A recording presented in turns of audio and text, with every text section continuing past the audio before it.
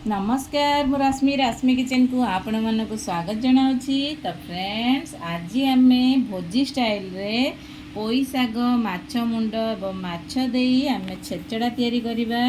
बहुत टेस्टी लगी था यहाँ आपण मैंने निश्चित ये प्रोसेस रे घरे तैयारी करेंगे। देखु मुझे किसी सामग्री नहीं कि साग को भल भाव सफा करी मु छोट छोट पीसेस रे काटी नहीं। एठी किसी मसला पाई रसुण अदा पियाज सुखिला लंका सोरिष जीरा नहीं एतिकी सब मु ग्राइंडिंग करी एवं फुटण पाई किसी पंच फुटण एवं मु सुखिला लंका गोटे तेजपत्र नहीं एवं गोटे बड़ साइज रो पियाज को पतला पतला साइज रे लंबा लंबा रे काटी नहीं।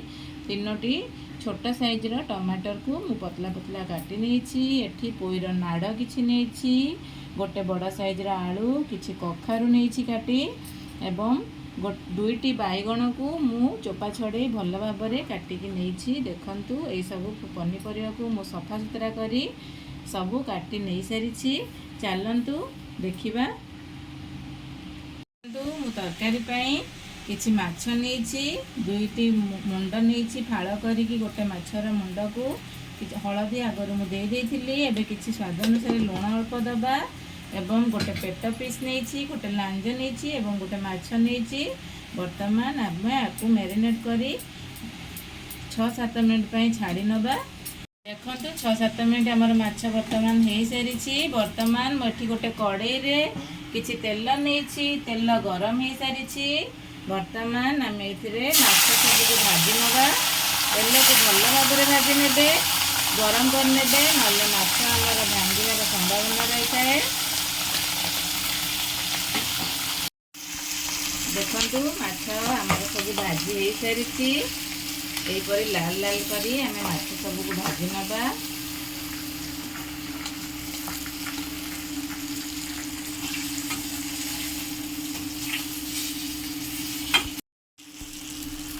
आम से माछ तेल ही सब पनीपरिया को भाजी नवा।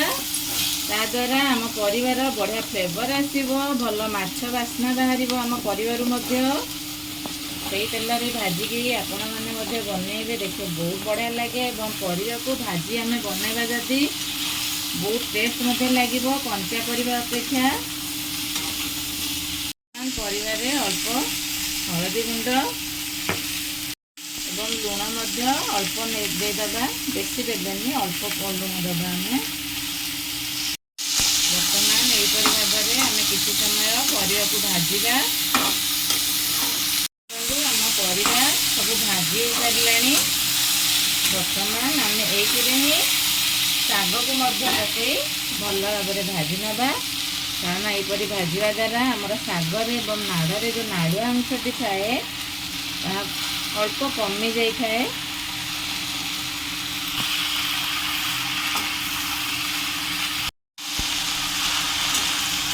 भल भाव में शाग को यहीपर भाव में भाजी नवा। बर्तमान आमर शाग और पनीपरिया भाजी सारी भल भाव में सीझी अधा सीझी जाइए। आम बर्तमान गोटे जगह को सब जिन बाहर कर नवा। देखु मुझे से कड़ई रे ही मुझे तेल नहीं एवं किसी फुटण दे गोटे तेजपत्र देछि गोटे सुखिला लंका देछि गोटे डालचीनी देछि। आम पूरा आज भोजी स्टाइल रे बनइबा बहुत टेस्ट लगी था तरकारी। देखो आम फुटण बर्तमान हो सारी। बर्तमान आम काटी रखुवा पियाज को ये आड कर नवा।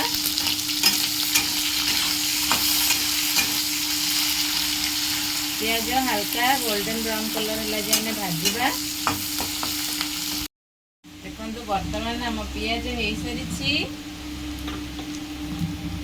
आम ए टमाटर को ऐड कर नवा। मुझे छोट साइज रो 3टी टमाटर देछि।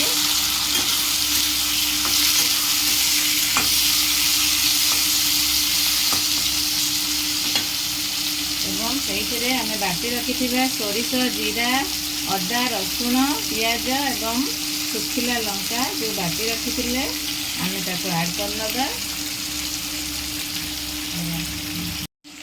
आम माछ ମାଛରେ ହଳଦୀ ଦେଇଥିଲେ ଏବଂ ପନିପରିବା ଯେଉଁ ଭାଜିଥିଲେ ସେଇଥିରେ ମଧ୍ୟ ହଳଦୀ ଦେଇଥିଲେ। ତେଣୁକରି ଆମେ ଅଳ୍ପ ହଳଦୀ ଆଡ଼୍ କରିବା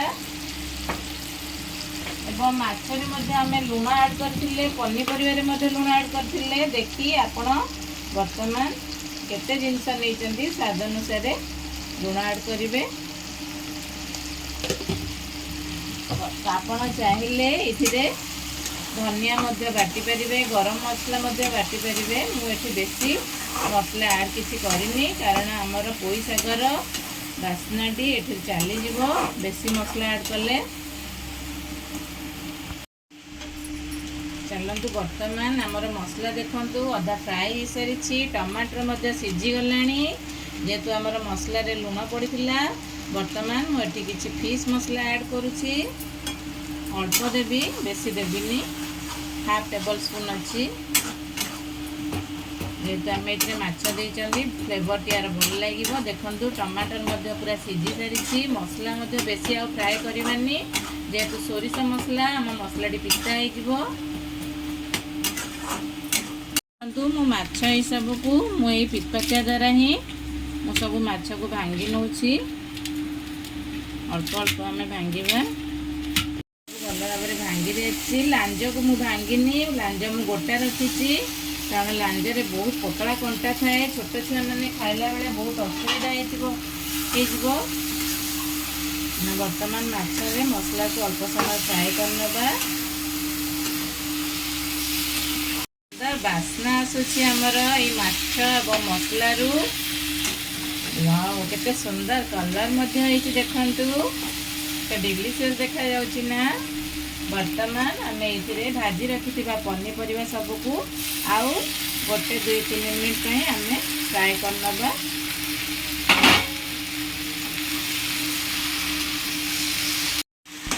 ଆମର ଭଲ ଭାବରେ ପନିପରିବା ମାଛ ମସଲା କଷି ହେଇସାରିଛି।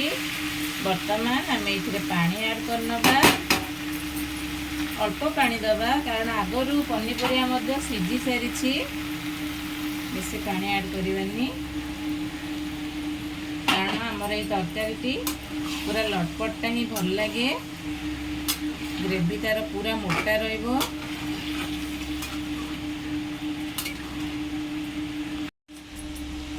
ବର୍ତ୍ତମାନ ଆମେ ତରକାରୀକୁ ସ୍ଲୋ ମିଡ଼ିୟମ୍ ଆଞ୍ଚରେ 5 ମିନିଟ୍ ପାଇଁ କଭର୍ କରିନେବା। ଆମ ତରକାରୀ ରେଡ଼ି ହେଇଯିବ ପୁରା।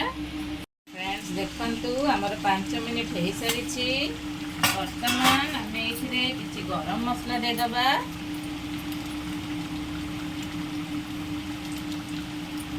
ଏବଂ କିଛି ଧନିଆ ପତ୍ର ଆଡ଼୍ କରିନେବା।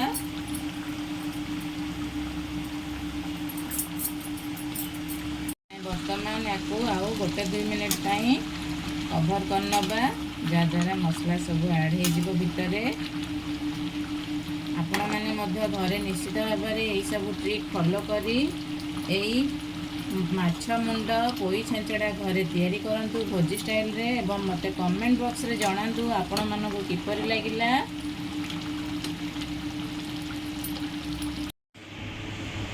ତ ଫ୍ରେଣ୍ଡସ୍ ଦେଖନ୍ତୁ ଆମର ସୁପର ଟେଷ୍ଟି ଡିଲିସିୟସ୍ ପୋଇ ଶାଗ ମାଛ ମୁଣ୍ଡ ଛେଞ୍ଚଡ଼ା ରେଡ଼ି ହେଇସାରିଛି ଭୋଜି ଷ୍ଟାଇଲ୍ରେ। ଆପଣମାନଙ୍କୁ ମୋର ଏଇ ରେସିପିଟି କିପରି ଲାଗିଲା ମୋତେ କମେଣ୍ଟ ବକ୍ସରେ ଜଣାଇବେ ଏବଂ ମୋ ଚ୍ୟାନେଲକୁ ଲାଇକ୍ ସେୟାର ସବସ୍କ୍ରାଇବ୍ କରିବାକୁ ଭୁଲିବେନି।